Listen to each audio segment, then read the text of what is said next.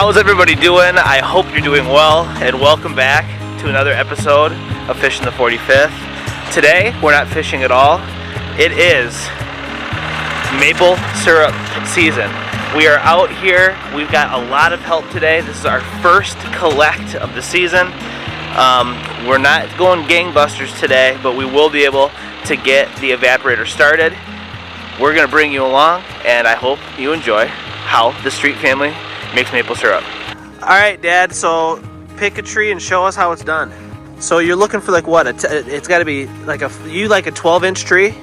At least 12 inch. I'm looking for, I like to always tap towards the south end of the south side of the tree? South side of the tree, so they get afternoon sun, so it warms up the tree, gives you more sap. Awesome. So here we go. We don't want to over tap this. We got to take a look at the taps that we did the last couple of years. Okay. And try to get a nice, clean, fresh section of the tree. Clean, good wood. How deep do you drill? 2 3/4 inches.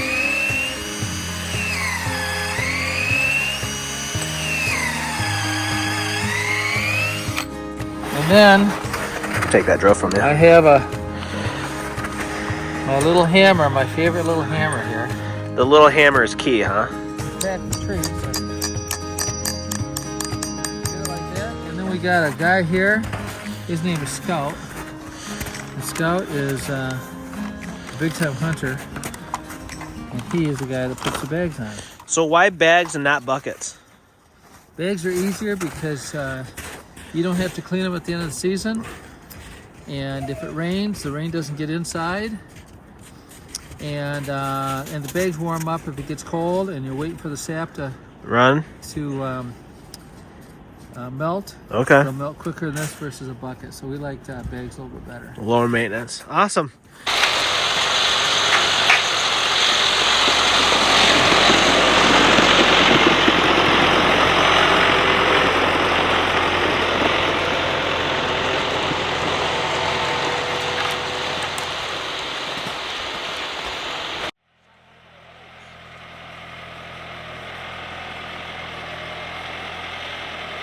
So one of the things that is important to keep in mind is that when you're collecting maple sap, the days that do the best are when it's above 40 and sunny during the day, and the previous night it was around 20 degrees or as cold as possible.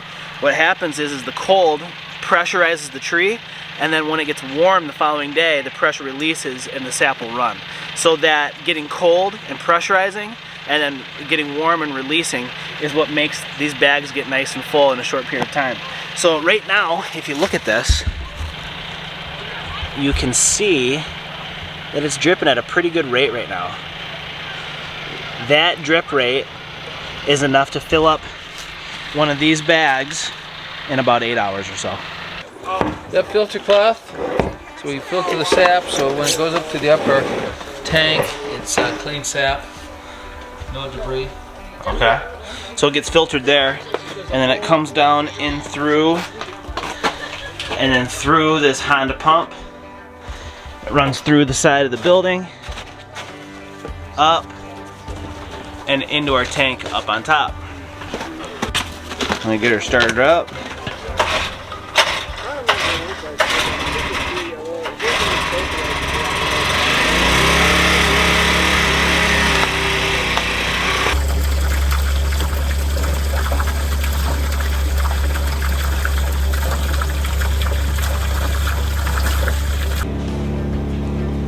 Alright, so we are pumping right now. This is the indicator of how much sap is actually in the tank.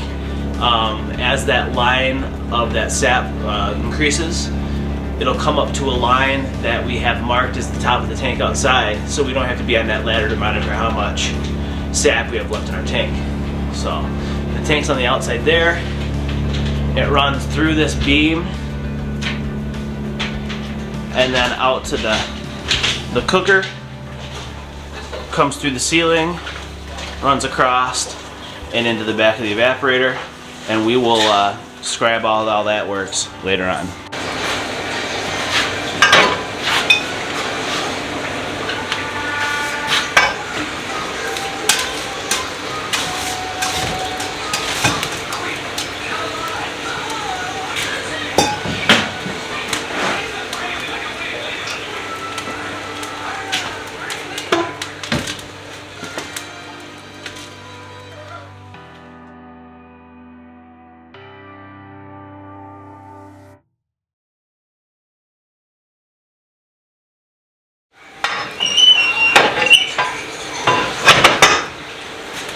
So the sap comes in from our elevated tank and flows into the back of the evaporator.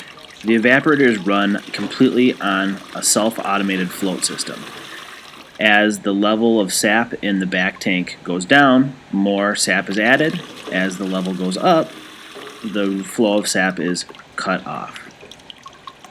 This is the amount and the rate in which the sap is being evaporated in the system continuously.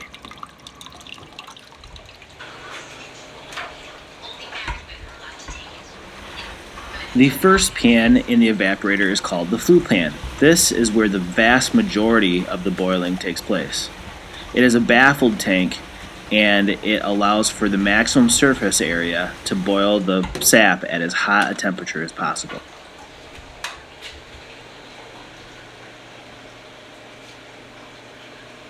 The front pan is called the syrup pan. This is as well run by floats. As the level in the syrup pan reduces, more sap is added. As the level increases, the float will turn off the flow of sap. The denser, more finished sap will actually be pushed forward and through the system by the less dense and thinner sap. Once the sap has reached near syrup, we move it over to the finishing pan. This is where we dial in the syrup to the absolute perfect consistency for bottling. I think we're there. So Dad, what are you looking for here? Well, we have to measure the density of the syrup, and we have this hydrometer that floats it and kind of determines how many bricks that it is, and we want it to be at 60.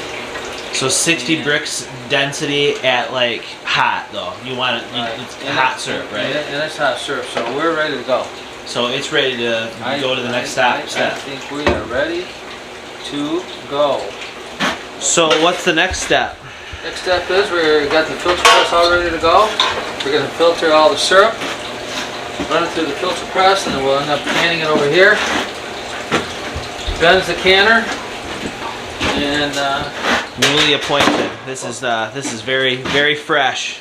I got a lot of criticism last time. well, so you know, it was the first batch, and you were a little nervous. I was very nervous. And, I was very nervous. I had to make sure that you were ready to go.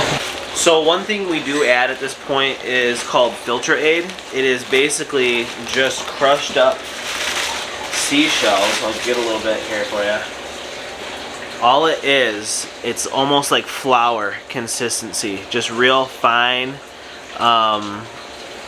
particles. And basically what it is a it helps this filter be more efficient by collecting and trapping the dirt and the sugar sand and everything that's boiled into the syrup, and it gets caught between these really thin Filter papers. yeah, just filter papers, and it will be caked in there, and it helps our syrup be crystal clear.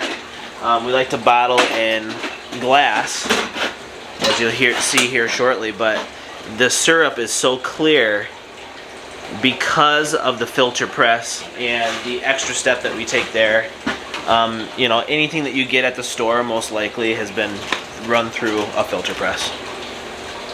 The old timers never used a filter press, they used a sock. There's an example of a sock up on the wall, and basically what they would do is they would filter it through that sock and put it into a bottle. Just connected the feed tube. Basically, once we stir in this filter aid, we'll open up this valve and it will run through the filter press. I will open that up and show you after we're finished up kind of how that works. We're not going to do it right now because we got to get rocking here. But then it goes up through a tube and into the back of the canner. The canner is here, and then I will can here once we get this going. But right now it's filter aid time.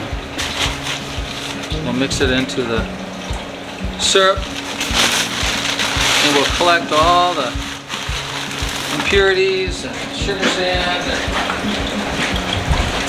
make that syrup as clear and tasty as possible.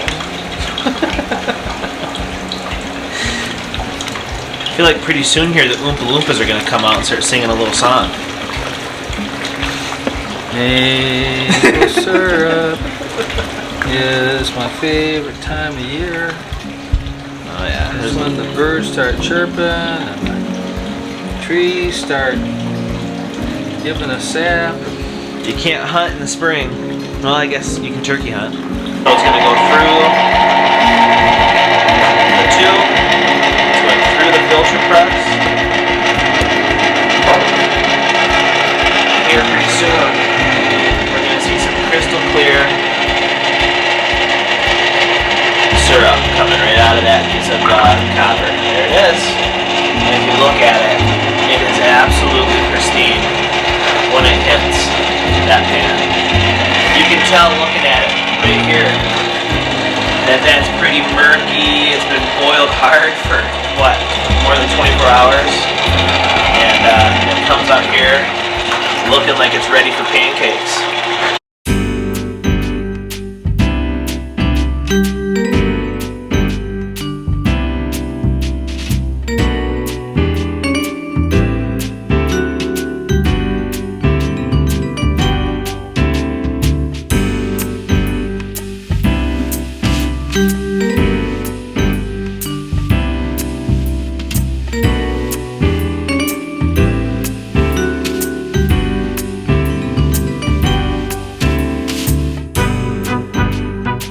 So this is what we just bottled. We haven't tallied it up yet, but we figure it's probably no less than 10 gallons probably. It was a good size haul. And you know, after you're done with the whole process, you're left with just crystal clear syrup. So one of the things that we wanted to show you is taking this apart. As you pull the filter press apart, this is what the inside of those caked sheets look like. If you grab one of those out,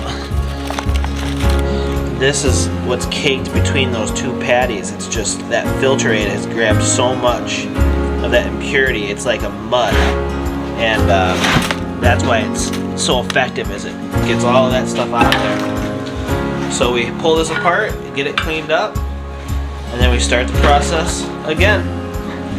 Thank you for watching this week's episode of Fishing the 45th. We have a great time making maple syrup every year. It's a family tradition. It is a decent amount of work, but it's well worth it in the end. Please like, subscribe, and share our videos. We love bringing these videos to you folks, and the support that we see in return is what keeps us going. So please keep up that. It's really, really greatly appreciated. Get out, enjoy the outdoors, and as always, keep your lines wet. We'll see you on the next one.